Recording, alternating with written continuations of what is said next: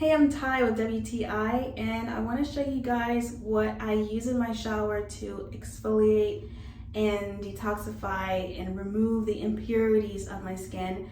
It is this St. Ives Apricot scrub, and I absolutely love this stuff because not only does it remove all my dead skin on my body, but it also leaves my skin feeling so soft and moisturized. So this is what the consistency looks like.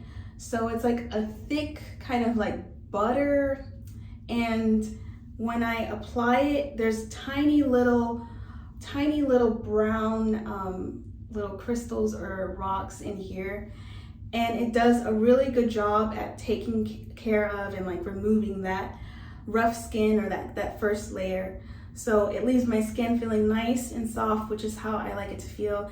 I love the smell of this apricot exfoliant. It just smells so fresh and so citrusy and so good. So I love it, guys. If you are looking for a good exfoliant for your skin, and this is good for your body and your face, I highly recommend that you give this a try. And that's my point of view.